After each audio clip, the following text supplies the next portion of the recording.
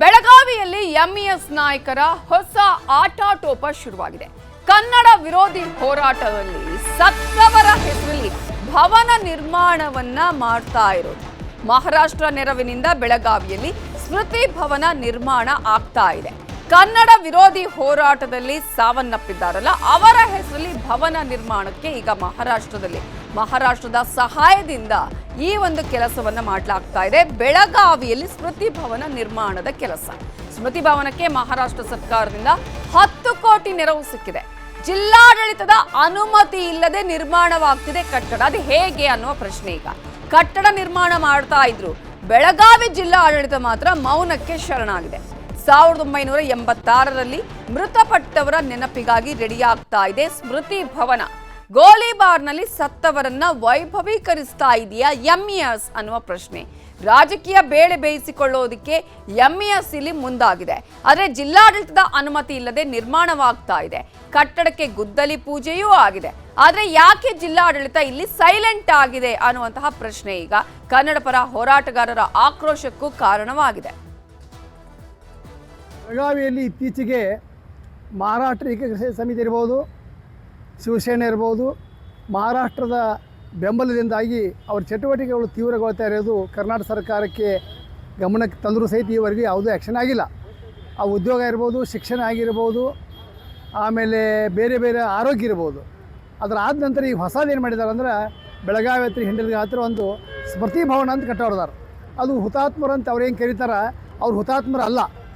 1986 ಒಳಗೆ ಬೆಳಗಾವಿಯಾಗಿ ಶರದ್ ಪವಾರ್ ಅವ್ರ ಚಳವಳಿ ಕಾಲಕ್ಕೆ ಏನು ಭಾರಿ ಹಿಂಸಾಚಾರ ಆಯಿತು. ಆ ಹುಂಡಲಿಗೆ ಪಂಪಿಂಗ್ ಸ್ಟೇಷನ್ ಸೊಡಕ್ಕೆ ಹೋಗಿದ್ದರು. ಆವಾಗ ನಡೆದಂಥ ಗೋಲಿಬಾರ್ನಲ್ಲಿ ಸತ್ತಂಥ ಹಿಂಸಾಚಾರಿಗಳವರು ಇವ್ರು ಹುತಾತ್ಮ ಅಂತ ಕರೀತಾರೆ.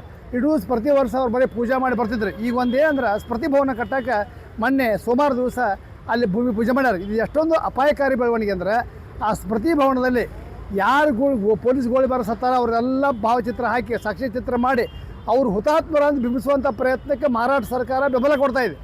ಆದ್ದರಿಂದ ನಮ್ಮ ಸರ್ಕಾರಕ್ಕೆ ಏನು ಒತ್ತಾಯ ಮಾಡ್ತಾ ಇದೀವಿ ನಾವು ಅಂದ್ರೆ, ನಮ್ಮ ಜಿಲ್ಲಾಡಳಿತಕ್ಕೆ ಏನು ಒತ್ತಾಯ ಮಾಡ್ತಾ ಇದೀವಿ ಅಂದರೆ, ಆ ಜಾಗದೊಳಗೆ ಇಂಥ ಭವನ ತಲೆ ಎತ್ತಲ್ದಾಗ ನೀವು ಅದನ್ನು ಬ್ರೇಕ್ ಹಾಕಬೇಕು. ಬೆಳಗಾವಿಯಲ್ಲಿ ಇತ್ತೀಚೆಗೆ ಇದ್ರ ಬಗ್ಗೆ ಇನ್ನಷ್ಟು ಡೀಟೇಲ್ಸ್ ಅನ್ನ ಕೊಡೋದಕ್ಕೆ ನಮ್ಮ ರಿಪೋರ್ಟರ್ ಚಂದ್ರಕಾಂತ್ ಸುಗಂಧಿ ಈಗ ನೇರ ಸಂಪರ್ಕದಲ್ಲಿ ಜಾಯ್ನ್ ಆಗಿದ್ದಾರೆ. ಚಂದ್ರಕಾಂತ್ ಸುಗಂಧಿ, ಈಗಾಗಲೇ ಸ್ಮೃತಿ ಭವನ ಕಟ್ಟಡ ನಿರ್ಮಾಣ ಮಾಡೋದಕ್ಕೆ ಶಂಕುಸ್ಥಾಪನೆ ಆದರೂ ಕೂಡ ಜಿಲ್ಲಾಡಳಿತ ಪರ್ಮಿಷನ್ ತೆಗೆದುಕೊಂಡಿಲ್ಲ. ಆದ್ರೂ ಜಿಲ್ಲಾಡಳಿತ ಸುಮ್ಮನಿದೆ. ಯಾಕೆ? ಎಂಇಎಸ್ ಅವರ ಆಟಾಟೋಪ ನಿಲ್ಲುವ ಲಕ್ಷಣಗಳು ಕಾಣಿಸ್ತಾ ಇಲ್ವಾ? ಹೇಗೆ ನವಿತಾಜನ್, ಇದು ಜಿಲ್ಲಾಡಳಿತ ಮೌನವಾಗಿರೋದು ಇದೇ ಮೊದಲಲ್ಲ. ಅನೇಕ ಸಂದರ್ಭದಲ್ಲೂ ಕೂಡ ಈ ರೀತಿ ಮೌನವನ್ನು ವಹಿಸುತ್ತೆ. ಈ ಬೆಳಗಾವಿಯಲ್ಲಿ ಕರ್ನಾಟಕ ಮಹಾರಾಷ್ಟ್ರದ ಆರೋಗ್ಯ ವಿಮೆ ಜಾರಿಯಾದ ಸಂದರ್ಭದಲ್ಲೂ ಕೂಡ ಬೆಳಗಾವಿ ಜಿಲ್ಲಾಡಳಿತ ಇದೇ ರೀತಿ ಮೌನ ವಹಿಸಿತ್ತು. ಈಗ ಅದೇ ನಡೆಯನ್ನ ಬೆಳಗಾವಿ ಜಿಲ್ಲಾಡಳಿತ ಅನುಸರಿಸ್ತಾ ಇದೆ. ಪ್ರಮುಖವಾಗಿ ಏನು ಅಂತಂದ್ರೆ, ಕರ್ನಾಟಕ ಮತ್ತು ಕನ್ನಡಿಗರ ವಿರುದ್ಧ ಹೋರಾಟ ಮಾಡಿದವರಿಗೆ ಕರ್ನಾಟಕದಲ್ಲಿನೇ ಒಂದು ಸ್ಮೃತಿ ಭವನ ನಿರ್ಮಾಣ ಇದು ಅತ್ಯಂತ ದುರಂತ ಸಂಗತಿ. ಯಾಕಂದ್ರೆ ನಾವು ಯೋಧರಿಗೆ ಏನು ರಾಜ್ಯಕ್ಕಾಗಿ ದೇಶಕ್ಕಾಗಿ ಹೋರಾಟ ಮಾಡಿದವರಿಗೆ ಸ್ಮೃತಿ ಭವನ ನಿರ್ಮಾಣ ಮಾಡ್ತೀವಿ. ಆದರೆ ಕರ್ನಾಟಕದ ವಿರುದ್ಧ ಮತ್ತು ಬೆಳಗಾವಿ ಜನರಿಗೆ ಏನು ನೀರಿನಲ್ಲಿ ವಿಷ ಬೆರೆಸೋಕೆ ಯತ್ನ ಮಾಡಿದವ್ರನ್ನ ಈಗ ನಾವು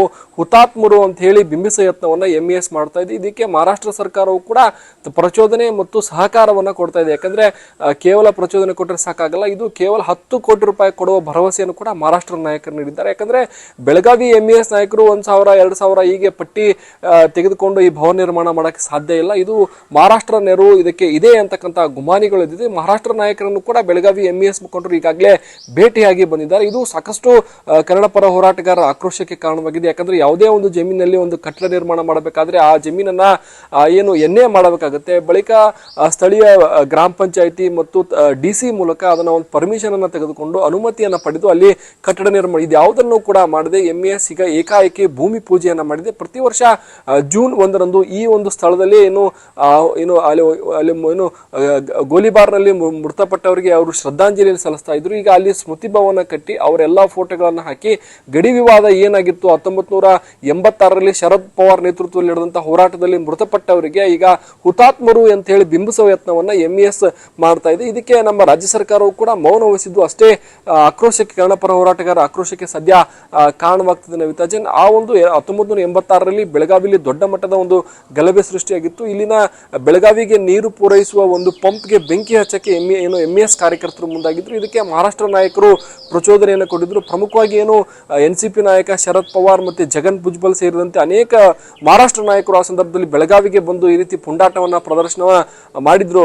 ಆ ಸಂದರ್ಭದಲ್ಲಿ ಗೋಲಿಬಾರ್ನಲ್ಲಿ ಏನು 8-9 ಜನ ಮೃತಪಟ್ಟ ಮೃತಪಟ್ಟಿದ್ರು ಅವರನ್ನ ಈಗ ಅವರನ್ನ ಈಗ ಹುತಾತ್ಮರು ಅಂತ ಹೇಳಿ ತೋರಿಸುವ ಯತ್ನ MES ಯತ್ನಕ್ಕೆ ಕಡಿವಾಣ ಹಾಕಬೇಕಾಗಿದೆ ಅಂತ ಹೇಳಿ ಕನ್ನಡ ಪರ ಹೋರಾಟಗಾರರು ಬೆಳಗಾವಿ ಜಿಲ್ಲಾಡಳಿತಕ್ಕೆ ಒತ್ತಾಯ ಮಾಡ್ತಾ ಇದ್ದಾರೆ. Navita Jain, thank you Chandrakant Sugandhi ಡೀಟೇಲ್ಸ್ಗೆ.